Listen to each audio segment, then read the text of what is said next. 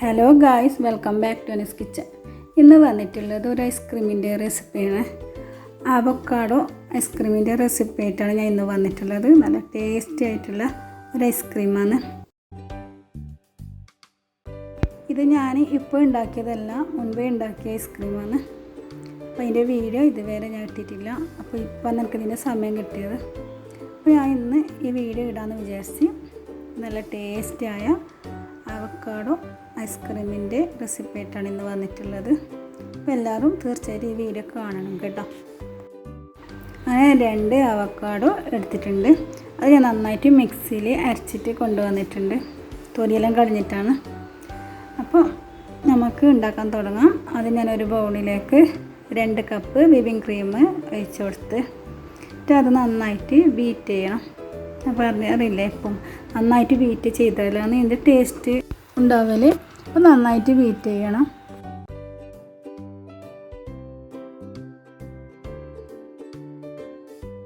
പിന്നെ നമുക്ക് ഇതിലേക്ക് ചേർക്കേണ്ടത് മിൽക്ക് മെയ്ഡാണ്.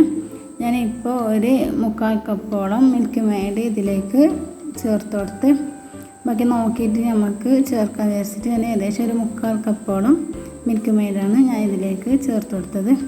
അപ്പോൾ അതും കൂടി ഇട്ടിട്ട് നമുക്ക് നന്നായിട്ട് ബീറ്റ് ചെയ്യാം.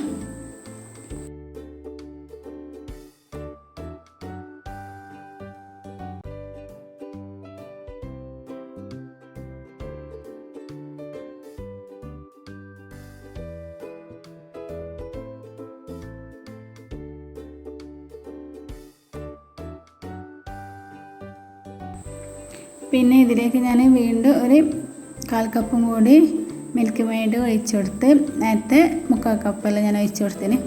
അപ്പോൾ ഏകദേശം 1 കപ്പോളാണ് ഞാൻ ഇതിലേക്ക് മിൽക്ക് മെയ്ഡ് ഒഴിച്ചു കൊടുത്തത്. അതിനുശേഷം ഞാൻ വീണ്ടും നന്നായിട്ട് ബീറ്റ് ചെയ്ത് നമുക്ക് ഏകദേശം ഒരു 10 മിനിറ്റെങ്കിലും ബീറ്റ് ചെയ്യണം.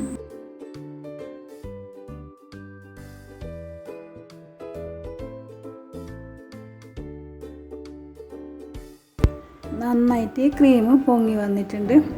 അതിന് ശേഷം നമുക്ക് അവക്കാഡോ അരച്ചത് ഇതിലേക്ക് കുറേശ്ശായിട്ട് ഇട്ട് കൊടുക്കാം.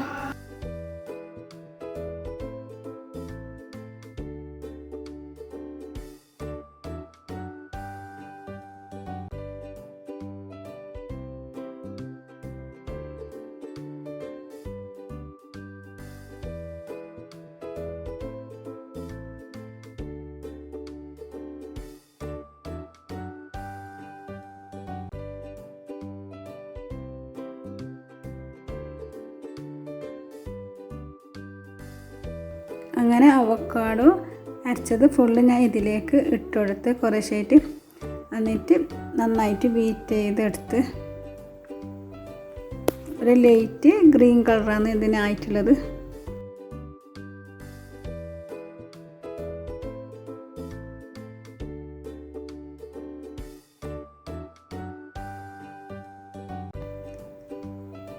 അതിനുശേഷം നമുക്ക് എല്ലാം കൂടി നന്നായിട്ട് മിക്സ് ആക്കിയിട്ട് എടുക്കാം.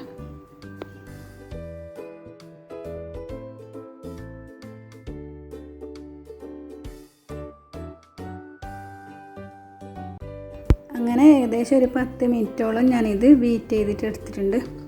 ഇനി നമുക്ക് ഐസ്ക്രീം ഇടാനായിട്ടൊരു പാത്രം എടുക്കാം. അതിലേക്ക് ഞാൻ ഇതേപോലത്തെ ഒരു പാത്രം എടുത്ത് ബൗളെടുത്ത് ആ ബൗളിലേക്ക് ഞാൻ ഐസ്ക്രീം ഇട്ട് കൊടുത്ത്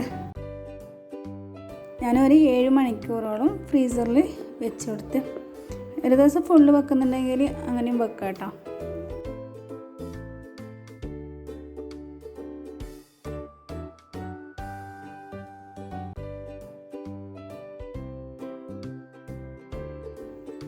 അങ്ങനെ നമുക്കിതൊന്ന് ഫ്രീസറിൽ കൊണ്ടിട്ട് വെക്കാം.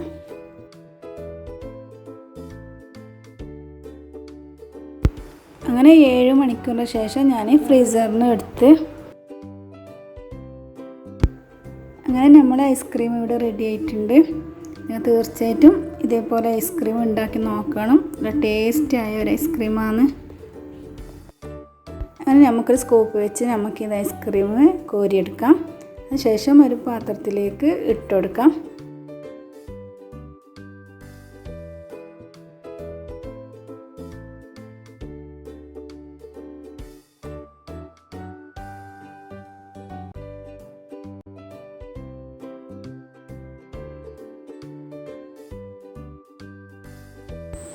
ശേഷം ഞാൻ കുറച്ച് നട്ട്സ് ഇതിൻ്റെ മേലെ ഇട്ട് കൊടുത്ത്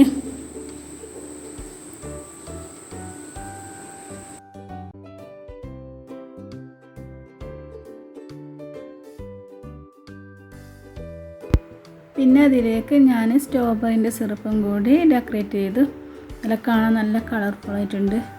അപ്പം നിങ്ങൾ തീർച്ചയായിട്ടും ഇതൊന്നും ഉണ്ടാക്കി നോക്കണം.